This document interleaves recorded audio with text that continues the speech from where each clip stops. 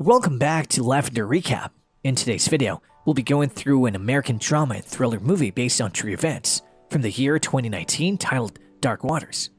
If you're visiting this channel for the first time, I'd love to have you as a subscriber. Spoilers ahead, so watch out and take care. A car is seen driving in the middle of the night in the first scene. It comes to a halt close to a big fence, and a group of teens leaps over it, finding a lake where two of them skinny dip. They're suddenly urged to get out of the water by two men in a boat who are spraying something into the water. A group of law firm partners assembles in a conference room more than 20 years later in a different location to welcome a new partner, Rob Belay. Meanwhile, two farmers barge into the firm's offices, demanding to speak with him. They explain that they know his grandmother, who informed them that Rob is an environmental lawyer and that they urgently require his assistance. One of the men tells him to watch the tapes they brought, but he refuses, stating that he represents huge businesses. He travels to West Virginia the next day to see his grandma and investigate the matter. They discuss the farmers who came to see him at his office, and she recalls taking him and his sister to their farm when they were children. He travels over to the farm, passing by a landfill known as Dry Run. The man welcomes him into his home and soon begins displaying strange organs taken from his cattle, which exhibit disease and deformations. He then leads him to a creek where his animals drink the water, where he shows him weird white rocks that he claims are chemicals poisoning his cattle. Hundreds of cows were lost by the man.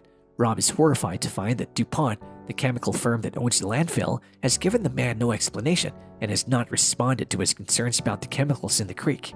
Rob finds himself at a business dinner with the president of DuPont, a company with which his firm has had a long relationship. He approaches the president after dinner and inquires about the landfill.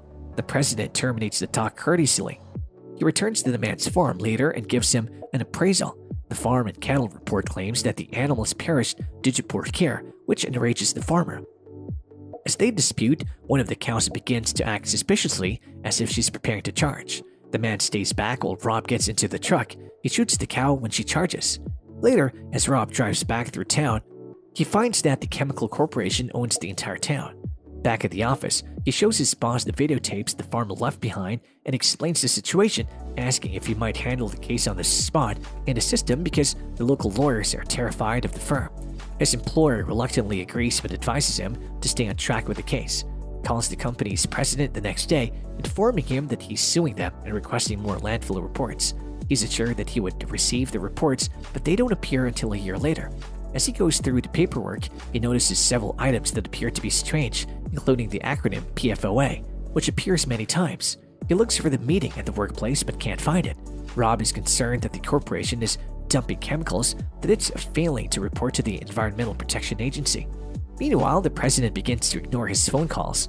Rob and his wife attend the Ohio Chemical Alliance Awards banquet later that night. Throughout the ceremony, he looks for the president of DuPont and confronts him when he eventually spots him. The man is enraged and creates a scene that irritates Rob's wife, who wonders if Rob realizes who he's up against. Rob's supervisor is unhappy with him the next day for making such a huge deal out of the case. The case's court-ordered paperwork arrives at the office. DuPont is attempting to bury Rob under documents and reports, but he's desperate to get the truth, so he begins looking through them on his own. He discovers the abbreviation PFOA, C8. It stands for a lab-made synthetic chemical, according to a chemist. When Rob asks what would happen if the substance was consumed, the chemist is taken aback and says it's like asking what would happen if you ate a tire. After another year, Rob is delving more into the matter, realizing that DuPont is poisoning people as well as the cattle. The chemical he discovered in the document is in the water supply of the town. He discovers records that back up his suspicions. Meanwhile, back in West Virginia, a farmer named Rob has been sick for a long time and is seeing a doctor. When he and his wife return home, they discover that their documents have been strewn about and that the cow samples have been stolen. The farmer is trying to defend his family from DuPont, who is threatening them. Soon later, Rob discovers something even scarier. The chemical he's been looking into was developed during World War II's Manhattan Project.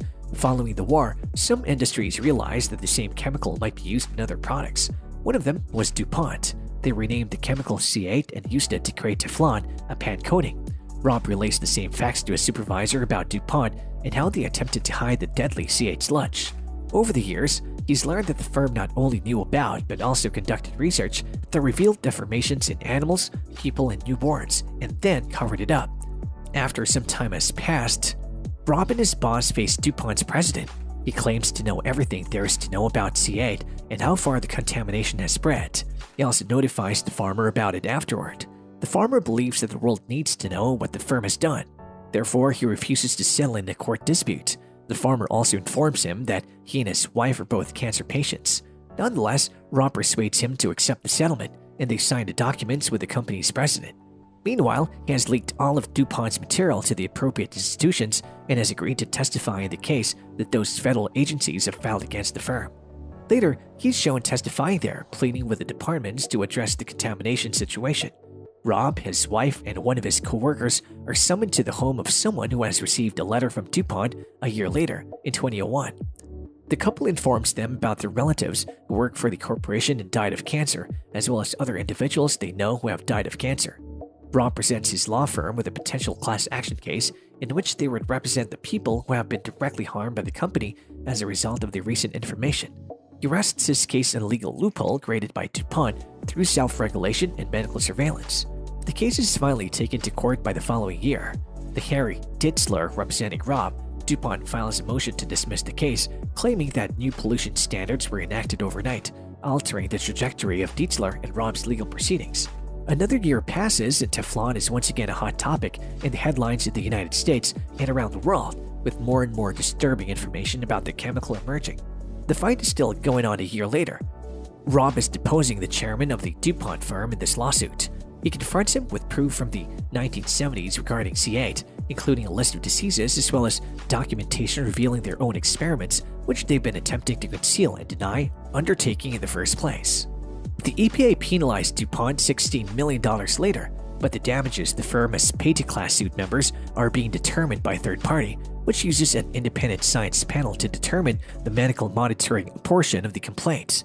So Rob devises a plan to check their blood first, and then give them their money so they can demonstrate what the firm has done and put a stop to it in the future. As Rob arrives at the West Virginia hamlet, the blood tests are still going on. Approximately 69,000 people have come to get examined at a mobile laboratory, which helped in collecting massive amounts of data.